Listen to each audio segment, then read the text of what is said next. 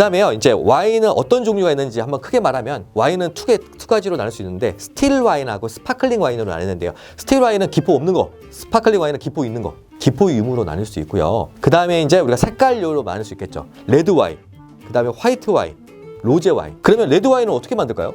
그냥 전통적인 방법으로. 예, 레드 와인. 레드 와인은요, 그냥 우리가 말하는 그냥 까만 포도를 만듭니다. 까만 포도, 적포도라 그러죠. 화이트 와인은 뭘로 만들까요? 그런 걸. 청포도. 우리 사이머스켓 같은 하얀 포도 있잖아요. 청포도로 만들어요. 그러면 적포도로도 화이트 와인 만들 수 있을까요? 안 될 것 같은데요. 안 될 것 같죠. 가능합니다. 어떻게 하냐면 껍질만 우리가 포도 먹으면 껍질만 우리가 색깔이 막 있잖아요. 그래서 껍질만 딱 벗기면은 만들 수가 있습니다. 이거 실제적으로 있어요. 그래서 이게 좀 특이하죠. 신기하죠. 그래서 적포도로도 우리가 보통 말하는 화이트 와인이 가능합니다.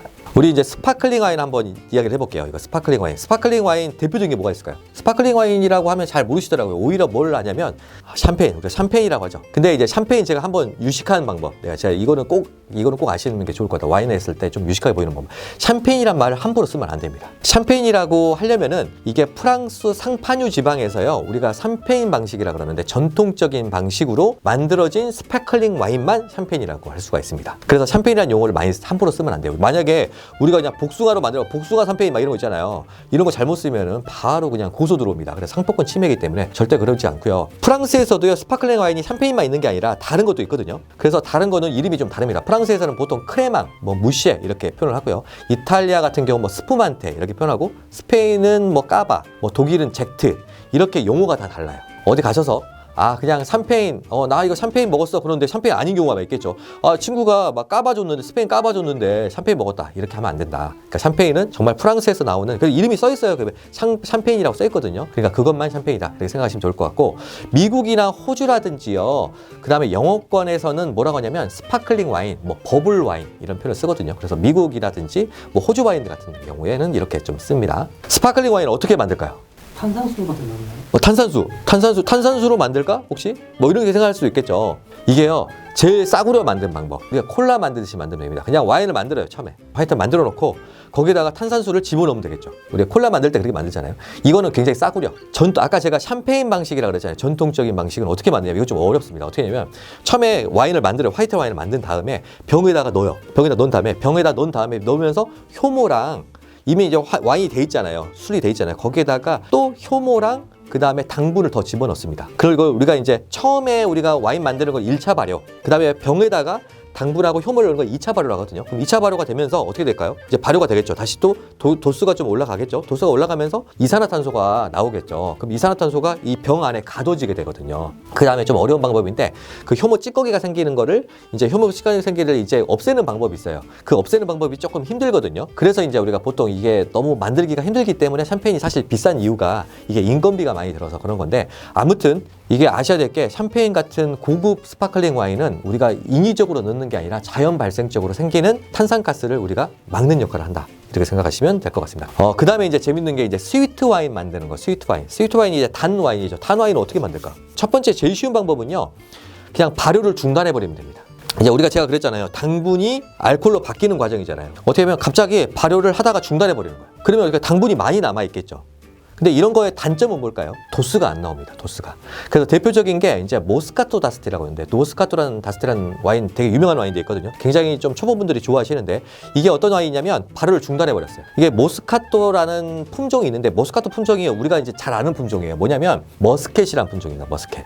우리 그 샤인 머스켓이 똑같은 품종이거든요. 요거를 와인을 만드는데 갑자기 발효를 중단시켜 버려요. 당분은 많이 남아 있고, 도수는 굉장히 낮은, 굉장히 청량감 있는 약간 맥주 정도밖에 안 되거든요. 그래서 되게 맛있어요. 달고 맛있는 그런 와인이 되는데, 근데 이게 문제가 뭐냐면 도수가 안 나와요. 그러면 또 와인이라고 보기 힘들겠죠. 그러면 도수도 나오면서 달게 만들어야 되겠잖아요. 그러면 방법이 한 가지밖에 없습니다. 어떤 방법일까요?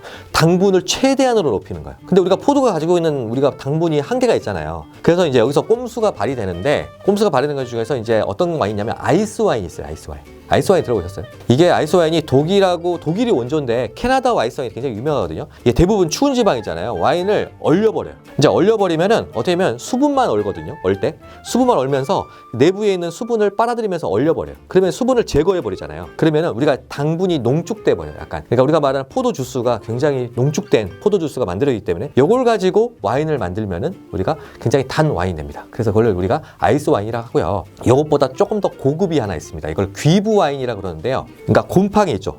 이게 유명한 곰팡이가 있어요. 그 곰팡이가 이제 그러니까 서늘한 기후 있잖아요. 약간 뭐 습한 어떤 그런 기후에서 이제 유명한 지역들이 몇 가지 있거든요. 그러면은 자연적으로 포도 겉에 곰팡이가 펴요.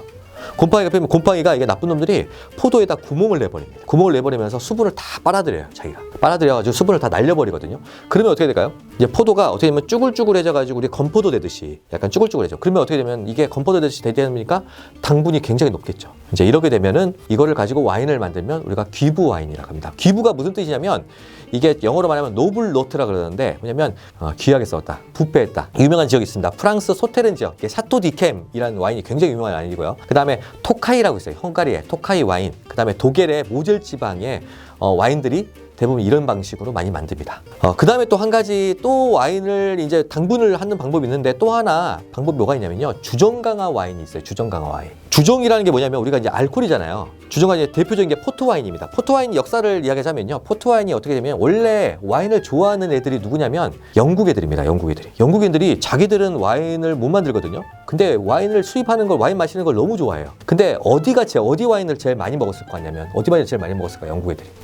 프랑스죠. 프랑스. 가깝잖아요. 프랑스. 영국 애들이 프랑스를 엄청 싫어하면서도 프랑스 와인을 정말 많이 먹습니다. 걔들이. 그 보르도가 약간 대서양과 가깝거든요. 그래서 거기서 보르도가 영국으로 수출을 많이 했는데 이제 100년 전쟁 이야기를 해보면 역사적으로 100년 전쟁이 이제 영국이 보르도 지방을 이제 점령을 하면서 막 티격태격 한 거거든요. 그러다가 이제 결국에는 프랑스가 이기잖아요. 그러니까 프랑스가 이기면서 보르도 지역을 영국이 빼앗겨요. 그 와인의 주된 산지를. 그러면서 이제 자기는 와인을 먹어야 될 것 같은데 이제 보르도를 이제 영국한테, 그러니까 프랑스한테 완전히 뺏겼으니까 어떻게 해요? 영국 입장에서는 짜증이 나잖아요. 뭐 수입을 하더라도 되게 비싸게 수입해야 될 것 같고. 그러면서 영국이 또 하나 와인의 산지로 생각했던 게 어디냐면 포르투갈입니다.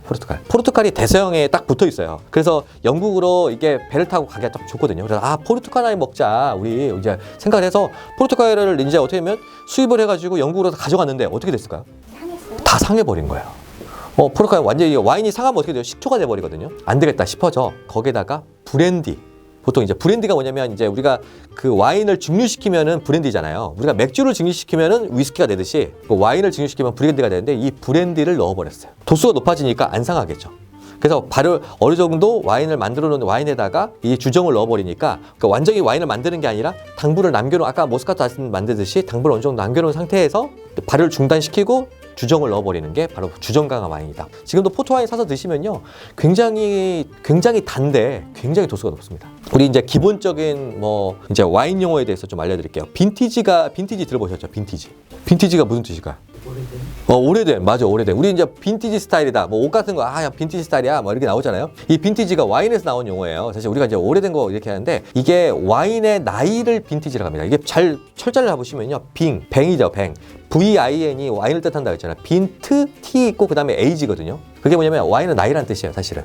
그래서 우리가 와인이 이게 몇 년산이다 할 때 이게, 무슨 빈티지야? 몇 빈이야? 2007빈, 2003빈. 이렇게 이야기하는 게 이제 우리가 빈티지죠. 그리고 이제 이게 기본적인 용어인데, 레드는 영어니까 아는데, 루즈라는 용어 아시죠? 루즈가 프랑스어로 레드란 뜻이고요.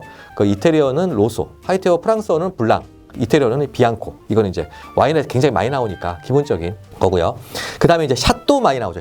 샤또가 이게 영어로 말하면 캐슬이라는 뜻입니다. 캐슬. 그러니까 이게 샤또가 많이 나온 지역이 보르도 지역은 진짜 이게 양조장 가보시면요, 성처럼 생겼어요. 성처럼. 그러니까 성 같은 큰 양조장에서 나오는 그런 와인들을 와인 이제 우리가 메이커를 보통 샤또라고 합니다. 그리고 이제 작은 지역이 있거든요. 조그만하게 만드는 걸 보통 이제 도메인이라고 하니까 조금 용어가 좀 다르겠죠. 그 다음에 테루아란 말이 있죠. 테루아는 와인 전반적인 환경을 의미하는데, 요거는 그냥 기후도 뜻하는 것도 있고, 그 다음에 땅 같은 거 우리가 테루아라고 하고요. 오늘 제가 준비한 거는요, 여기까지인데 뒤에 더 많긴 한데요. 이거는 나중에 차츰차츰 하도록 하겠습니다. 오늘 영상이 재밌으셨다면요, 구독, 좋아요, 알림 설정 해주시면 감사하겠습니다. 이제까지 일타 강사였습니다.